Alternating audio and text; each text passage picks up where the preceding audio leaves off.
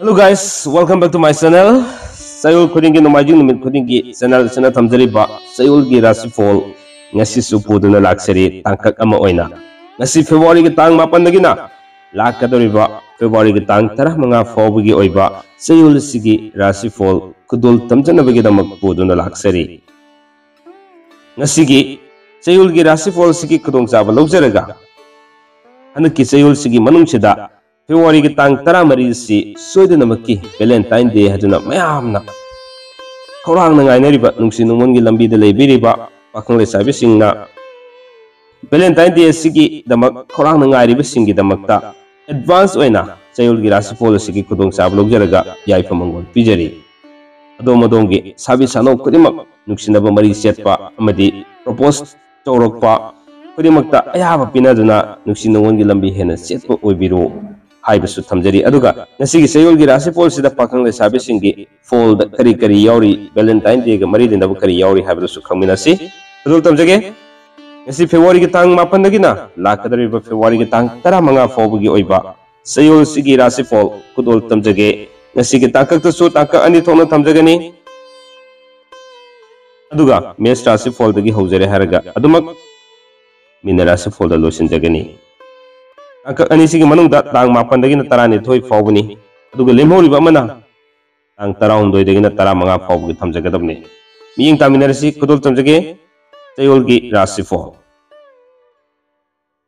Away papa subscribe to you please Hero lamkhai dagi adi wangjing bazar ge hero lamkhai dagi khajitang changa ga 0 km changa kansida sigi sida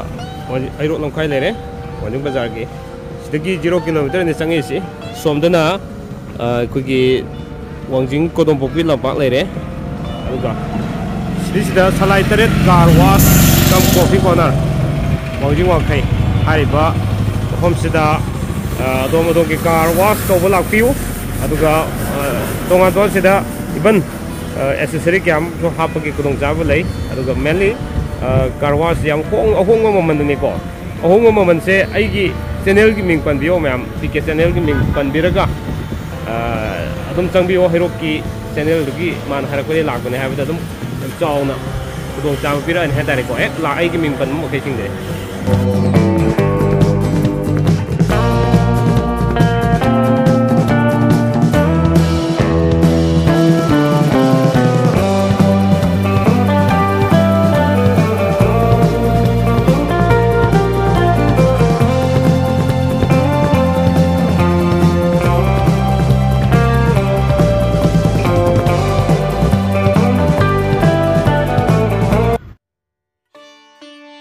For edudi ahan basi mesra si follow ka sarage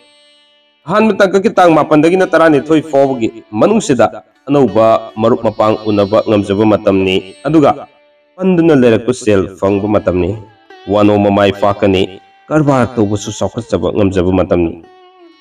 ani suba tangka ki tang tara humdoi dagina tara manga fawgi manung sida lamda satpa thoina kaidaba matamni laitin gi thabak ta supukning sangba matamni aduga lekai gi thabak thoramdadi matam yamna mangduna leiba matam oigadore sayul sida haksang gi oina thoina akaiba leiroi mahai masing tamjari basingi oinadi fajana adum sathaba ngamgani aduga pakhang le sabi singi oinadi haina singnaba matamni Ani subada bridge rasi fall tamjarake ahan batang ka tang mapan dagina tarani thoi fawgi manung sida lamda chatpa thoina kaitaba matamni aduga anoba maruk mapang su phangjaba matamni pungi sei tawjaba singi oina yamna kana jaba matamni karbar tawbu singi oina su yamna saukhatjaba matamni lemhori batang tarau hundoi dagina tara manga fawgi oina bridge rasi fall gi imung manung semkat thaga jaba ngamjaba matamni aduga pam hongdong sin khra legani wanomba sakai khadi thangani ko aduga haksangi oina thoina kaitaba matamni mahigi oina fajana adumak chathagani pakhang le sabi singi oina so haina singnaba matamni ahum subada methun rasi fall paikha charke ahan matang ki tang mapan dagina tarani thoi fawgi manung sida lamda chatpa matamni pam hongdong jin khra legani section biyo yeknabadi yamgani Sana khonabagi thabakta mingchat fangani aduga ꯂꯩꯀꯥꯏꯒꯤ ꯊꯕꯛ ꯊꯧꯔꯝꯗ ꯃꯇꯝ ꯃꯥꯡꯒꯅꯤ꯫ ꯂꯦꯝꯍꯧꯔꯤꯕ ꯇꯥꯡ 16ꯗꯒꯤꯅ 15 ꯐꯥꯎꯕꯒꯤ ꯃꯅꯨꯡꯁꯤꯗ ꯋꯥꯅꯣꯝꯕ ꯁꯛꯇꯤ ꯊꯥꯡꯒꯅꯤ꯫ ꯑꯗꯨꯒ ꯏꯁꯩ ꯇꯧꯕꯁꯤꯡꯒꯤ ꯑꯣꯏꯅ ꯃꯤꯡꯆꯠ ꯐꯪꯖꯕ ꯃꯇꯝꯅꯤ, ꯄꯟꯗꯨꯅ ꯂꯩꯔꯛꯄ ꯁꯦꯜ ꯐꯪꯒꯅꯤ, ꯍꯛꯆꯥꯡꯒꯤ ꯑꯣꯏꯅꯗꯤ ꯊꯣꯏꯅ ꯀꯥꯏꯗꯕ ꯃꯇꯝꯅꯤ, ꯃꯍꯩꯒꯤ ꯑꯣꯏꯅꯁꯨ ꯐꯖꯅ ꯆꯠꯊꯖꯕ ꯃꯇꯝꯅꯤ, ꯑꯗꯨꯕꯨ ꯄꯥꯈꯪ ꯂꯩꯁꯥꯕꯤꯁꯤꯡꯒꯤ ꯑꯣꯏꯅꯗꯤ ꯌꯥꯝꯅ ꯊꯥꯖꯗꯅ ꯃꯨꯛꯅꯗꯨꯅ ꯂꯩꯕ ꯃꯇꯝ ꯑꯣꯏꯔꯤ꯫ ꯃꯔꯤꯁꯨꯕꯗ ꯀꯔꯀꯠ ꯔꯥꯁꯤꯐꯣꯜ ꯄꯥꯏꯈꯠꯆꯒꯦ꯫ ꯑꯍꯥꯟꯕ ꯇꯥꯡꯀꯛꯀꯤ ꯇꯥꯡ 12ꯗꯒꯤꯅ 12 ꯐꯥꯎꯕꯒꯤ ꯃꯅꯨꯡꯁꯤꯗ ꯂꯝꯗ ꯆꯠꯄ ꯃꯇꯝꯅꯤ, ꯂꯤꯂꯥ ꯗ꯭ꯔꯃꯥ ꯌꯥꯎꯕꯁꯤꯡꯒꯤꯗꯃꯛ ꯃꯤꯡꯆꯠ ꯐꯪꯕ, ꯁꯦꯜꯁꯨ ꯐꯪꯕ ꯃꯇꯝꯅꯤ, ꯑꯗꯨꯒ ꯐꯝꯗꯤ ꯍꯣꯡꯗꯣꯛ ꯍꯣꯡꯖꯤꯟ ꯈꯔ ꯂꯩꯒꯅꯤ꯫ ꯑꯅꯧꯕ ꯃꯔꯨꯞ ꯃꯄꯥꯡꯁꯤꯡ ꯐꯪꯒꯅꯤ, ꯗꯦꯕ ꯀꯔꯃꯒꯤ ꯊꯕꯛꯇ ꯄꯨꯛꯅꯤꯡ ꯌꯥꯝꯅ ꯆꯪꯒꯅꯤ, ꯄꯩꯁꯥꯁꯨ ꯌꯥꯝ ꯆꯠꯀꯅꯤ꯫ ꯂꯦꯝꯍꯧꯔꯤꯕ ꯇꯥꯡ 18ꯗꯒꯤꯅ 15 ꯐꯥꯎꯕꯒꯤ ꯃꯅꯨꯡꯁꯤꯗ ꯁꯥ ꯌꯦꯟꯒꯤ ꯀꯔꯕꯥꯔ ꯇꯧꯖꯔꯤꯕꯁꯤꯡꯒꯤ ꯑꯣꯏꯅ ꯁꯦꯜ ꯃꯥꯡꯕ ꯃꯇꯝꯅꯤ, ꯂꯣꯇꯔꯤ ꯌꯥꯎꯕꯁꯨ ꯃꯥꯡꯖꯕ ꯃꯇꯝꯅꯤ, ꯑꯗꯨꯒ ꯍꯛꯆꯥꯡꯒꯤ ꯑꯣꯏꯅꯗꯤ ꯑꯗꯨꯃꯛ ꯑꯀꯥꯏꯕ ꯂꯩꯔꯣꯏ, ꯐꯒꯅꯤ, ꯃꯍꯩꯒꯤ ꯑꯣꯏꯅ ꯐꯖꯅ ꯑꯗꯨꯃꯛ ꯆꯠꯊꯕ ꯉꯝꯒꯅꯤ, ꯄꯥꯈꯪ ꯂꯩꯁꯥꯕꯤꯁꯤꯡꯒꯤ ꯑꯣꯏꯅ ꯍꯥꯏꯅ ꯁꯤꯡꯅꯕ ꯃꯇꯝꯅꯤ꯫ ꯃꯊꯪꯗ ꯁꯤꯡꯍ ꯔꯥꯁꯤꯐꯣꯜ ꯂꯧꯈꯠꯆꯒꯦ꯫ ꯁꯤꯡꯍ ꯔꯥꯁꯤꯐꯣꯜꯒꯤ ꯑꯣꯏꯅ ꯑꯍꯥꯟꯕ ꯇꯥꯡꯀꯛꯀꯤ ꯇꯥꯡ 12ꯗꯒꯤꯅ 12 ꯐꯥꯎꯕꯒꯤ ꯃꯅꯨꯡꯁꯤꯗ ꯋꯥꯅꯣꯝꯕ ꯃꯥꯏ ꯄꯥꯛꯄ ꯃꯇꯝꯅꯤ, ꯐꯝ ꯍꯣꯡꯒꯅꯤ, ꯑꯗꯨꯒ ꯏꯃꯨꯡ ꯃꯅꯨꯡ ꯁꯦꯝꯖꯤꯟ ꯁꯥꯖꯤꯟꯕ ꯉꯝꯖꯕ ꯃꯇꯝꯅꯤ, ꯑꯅꯧꯕ ꯃꯔꯨꯞ ꯃꯄꯥꯡꯁꯨ ꯐꯪꯖꯕ ꯃꯇꯝꯅꯤ꯫ ꯂꯤꯂꯥ ꯗ꯭ꯔꯃꯥ ꯌꯥꯎꯕꯁꯤꯡꯒꯤ ꯑꯣꯏꯅ ꯑꯃꯗꯤ ꯁꯥꯟꯅ ꯈꯣꯠꯅꯕꯁꯤꯡꯒꯤ ꯑꯣꯏꯅ ꯌꯥꯝꯅ ꯃꯤꯡꯆꯠ ꯐꯪꯕ ꯃꯇꯝꯅꯤ, ꯋꯥꯈꯜ ꯅꯨꯡꯉꯥꯏꯒꯅꯤ꯫ ꯑꯗꯨꯒ ꯂꯦꯝꯍꯧꯔꯤꯕ ꯇꯥꯡ 18ꯗꯒꯤꯅ 15 ꯐꯥꯎꯕꯒꯤ ꯃꯅꯨꯡꯁꯤꯗ ꯂꯝꯗ ꯆꯠꯄ ꯊꯣꯏꯅ ꯀꯥꯏꯗꯕ, ꯁꯥ ꯌꯦꯟꯒꯤ ꯀꯔꯕꯥꯔ ꯇꯧꯖꯔꯤꯕꯁꯤꯡꯗ ꯁꯦꯜ ꯃꯥꯡꯒꯅꯤ, ꯂꯣꯇꯔꯤ ꯌꯥꯎꯕ ꯁꯦꯜ ꯃꯥꯡꯒꯅꯤ, ꯍꯛꯆꯥꯡꯒꯤ ꯑꯣꯏꯅꯗꯤ ꯊꯣꯏꯅ ꯀꯥꯏꯗꯦ, ꯃꯍꯩꯒꯤ ꯑꯣꯏꯅ ꯑꯗꯨꯃꯛ ꯐꯩ, ꯄꯥꯈꯪ ꯂꯩꯁꯥꯕꯤꯁꯤꯡꯒꯤ ꯑꯣꯏꯅꯗꯤ ꯊꯥꯖꯗꯅ ꯊꯨꯡꯅꯒꯅꯤ꯫ ꯃꯊꯪꯗ ꯀꯟꯌꯥ ꯔꯥꯁꯤꯐꯣꯜ ꯊꯝꯖꯔꯛꯀꯦ꯫ ꯀꯟꯌꯥ ꯔꯥꯁꯤꯐꯣꯜꯒꯤ ꯑꯣꯏꯅ ꯇꯥꯡ 7ꯗꯒꯤ 12 ꯐꯥꯎꯕꯒꯤ ꯑꯍꯥꯟꯕ ꯇꯥꯡꯀꯛꯀꯤ ꯃꯅꯨꯡꯁꯤꯗ ꯂꯝꯗ ꯆꯠꯂꯨ ꯍꯥꯏꯕ ꯂꯩ, ꯐꯝ ꯍꯣꯡꯒꯅꯤ, ꯑꯅꯧꯕ ꯃꯔꯨꯞ ꯎꯅꯒꯅꯤ, ꯀꯔꯕꯥꯔ ꯇꯧꯕ ꯑꯗꯨꯃꯛ ꯀꯥꯟꯅꯒꯅꯤ, ꯏꯃꯨꯡ ꯃꯅꯨꯡ ꯁꯦꯝꯒꯠ ꯁꯥꯒꯠꯆꯕ ꯉꯝꯖꯕ ꯃꯇꯝꯅꯤ꯫ ꯇꯥꯡ 18ꯗꯒꯤꯅ 15 ꯐꯥꯎꯕꯒꯤ ꯑꯅꯤꯁꯨꯕ ꯇꯥꯡꯀꯛꯁꯤꯗ ꯂꯥꯏꯇꯤꯟꯒꯤ ꯊꯕꯛꯇ ꯄꯨꯛꯅꯤꯡ ꯌꯥꯝꯅ ꯆꯪꯕ ꯃꯇꯝꯅꯤ, ꯋꯥꯅꯣꯝꯕ ꯃꯥꯏ ꯄꯥꯛꯀꯅꯤ, ꯁꯥꯟꯅ ꯈꯣꯠꯅꯕꯒꯤ ꯊꯕꯛꯇ ꯁꯦꯜ ꯃꯥꯡꯒꯅꯤ, ꯑꯗꯨꯒ ꯍꯛꯆꯥꯡꯒꯤ ꯑꯣꯏꯅꯗꯤ ꯊꯣꯏꯅ ꯀꯥꯏꯗꯦ, ꯃꯍꯩꯒꯤ ꯑꯣꯏꯅꯗꯤ ꯅꯤꯡꯕ ꯊꯨꯡꯗꯦ, ꯄꯥꯈꯪ ꯂꯩꯁꯥꯕꯤꯁꯤꯡꯒꯤ ꯑꯣꯏꯅꯗꯤ ꯃꯨꯛꯅꯒꯅꯤ꯫ ꯃꯊꯪꯗ ꯇꯨꯂꯥ ꯔꯥꯁꯤꯐꯣꯜ ꯊꯝꯖꯒꯦ꯫ ꯇꯨꯂꯥ ꯔꯥꯁꯤꯐꯣꯜꯒꯤ ꯑꯣꯏꯅ ꯑꯍꯥꯟꯕ ꯇꯥꯡꯀꯛꯀꯤ ꯇꯥꯡ 7ꯗꯒꯤ 12 ꯐꯥꯎꯕꯒꯤ ꯃꯅꯨꯡꯁꯤꯗ ꯋꯥꯈꯜ ꯆꯔꯥꯡꯅꯗꯨꯅ ꯂꯩꯕ ꯃꯇꯝꯅꯤ, ꯑꯅꯧꯕ ꯃꯔꯨꯞ ꯃꯄꯥꯡꯁꯨ ꯐꯪꯕ ꯃꯇꯝꯅꯤ, ꯁꯦꯜ ꯃꯈꯣꯡ ꯄꯥꯟꯒꯅꯤ, ꯌꯥꯝꯅ ꯆꯠꯀꯅꯤ ꯁꯦꯜꯁꯤ, ꯑꯗꯨꯒ ꯃꯤꯅ ꯁꯦꯜ ꯊꯧꯕꯁꯨ ꯌꯥꯝꯅ ꯂꯥꯛꯀꯅꯤ, ꯅꯤꯡꯕ ꯀꯥꯏꯕ ꯃꯇꯝꯅꯤ꯫ ꯂꯦꯝꯍꯧꯔꯤꯕ ꯇꯥꯡ 18ꯗꯒꯤꯅ 15 ꯐꯥꯎꯕꯒꯤ ꯃꯅꯨꯡꯁꯤꯗꯗꯤ ꯑꯅꯧꯕ ꯃꯔꯨꯞ ꯃꯄꯥꯡ ꯐꯪꯒꯅꯤ, ꯋꯥꯅꯣꯝꯕ ꯃꯥꯏ ꯄꯥꯛꯀꯅꯤ, ꯐꯝ ꯍꯣꯡꯒꯅꯤ, ꯁꯥ ꯌꯦꯟꯒꯤ ꯀꯔꯕꯥꯔ ꯇꯧꯔꯤꯕꯁꯤꯡꯗ ꯁꯦꯜ ꯃꯥꯡꯒꯅꯤ, ꯑꯗꯨꯒ ꯍꯛꯆꯥꯡꯒꯤ ꯑꯣꯏꯅ ꯊꯣꯏꯅ ꯑꯀꯥꯏꯕ ꯂꯩꯔꯣꯏ, ꯃꯍꯩꯒꯤ ꯑꯣꯏꯅꯗꯤ ꯈꯔ ꯅꯤꯡꯕ ꯊꯨꯡꯗꯕ, ꯃꯍꯥꯛꯅ ꯈꯟꯖꯔꯤꯕꯗꯨꯃꯛ ꯌꯧꯕ ꯉꯝꯗꯕ ꯃꯇꯝ ꯑꯣꯏꯔꯤ, ꯄꯥꯈꯪ ꯂꯩꯁꯥꯕꯤꯁꯤꯡꯒꯤ ꯑꯣꯏꯅꯗꯤ ꯍꯥꯏꯅ ꯁꯤꯡꯅꯕ ꯃꯇꯝꯅꯤ꯫ ꯁꯨꯝꯅ ꯃꯊꯪꯁꯤ ꯕ꯭ꯔꯤꯁꯤꯛ ꯔꯥꯁꯤꯐꯣꯜ ꯂꯧꯈꯠꯆꯒꯦ꯫ ꯕ꯭ꯔꯤꯁꯤꯛ ꯔꯥꯁꯤꯐꯣꯜꯒꯤ ꯑꯣꯏꯅ ꯇꯥꯡ 7ꯗꯒꯤ 12 ꯐꯥꯎꯕꯒꯤ ꯑꯍꯥꯟꯕ ꯇꯥꯡꯀꯛꯀꯤ ꯃꯅꯨꯡꯁꯤꯗ ꯑꯅꯧꯕ ꯄꯥꯎ ꯀꯌా ꯑꯃ ꯇꯥꯒꯅꯤ, ꯐꯝꯁꯨ ꯍꯣꯡꯒꯅꯤ, ꯋꯥꯈꯜ ꯅꯨꯡꯉꯥꯏꯒꯅꯤ, ꯂꯝꯗ ꯆꯠꯄ ꯊꯣꯏꯅ ꯀꯥꯏꯔꯣꯏ, ꯇꯧꯕꯇꯕꯨ ꯁꯦꯜꯗꯤ ꯈꯔ ꯆꯠꯀꯅꯤ,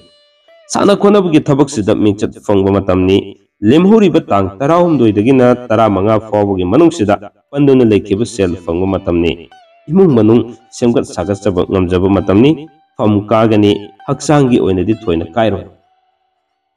ꯑꯗꯨꯒ ꯃꯍꯩꯒꯤ ꯑꯣꯏꯅꯗꯤ ꯐꯖꯅ ꯆꯠꯀꯅꯤ, ꯄꯥꯈꯪ ꯂꯩꯁꯥꯕꯤꯁꯤꯡꯒꯤ ꯑꯣꯏꯅꯗꯤ ꯊꯨꯡꯅꯒꯅꯤ꯫ ꯙꯅꯨ ꯔꯥꯁꯤꯐꯣꯜꯁꯤꯗꯅ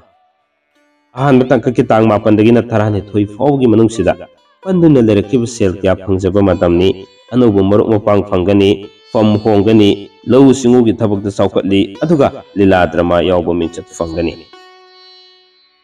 ꯂꯦꯝꯍꯧꯔꯤꯕ ꯇꯥꯡ 18ꯗꯒꯤna 15 ꯐꯥꯎꯕꯒꯤ ꯃꯅꯨꯡꯁꯤꯗ ꯃꯔꯤ ꯃꯇꯥꯒ ꯄꯨꯟꯅ ꯆꯥꯃꯤꯟ ꯊꯛꯃꯤꯟꯅꯕ ꯉꯝꯖꯕ ꯃꯇꯝꯅꯤ, ꯂꯝꯗꯁꯨ ꯆꯠꯀꯅꯤ,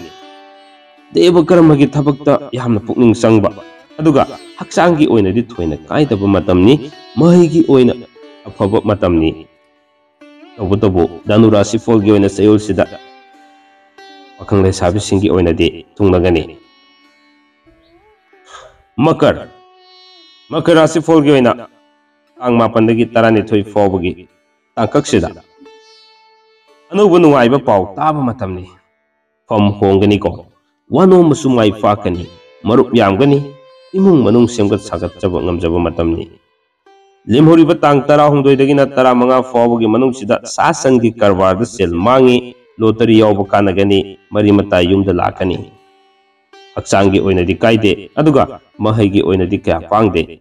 पाखंग लेसाबिसिंगी ओइनदी मुक्नगनी कुंभा कुंभ राशिगी ओइना अहानबा तंककी तांग 15 12 फाउबगी मनुंगसिदा सेल यामना चटपा मतमनी मथौसु यामना चिनबा वखल यामना यामबा अदुगा कानदबा मफमदा सेल हेक्ता थादकिबा मतम ओइगनी सेक्शन बियो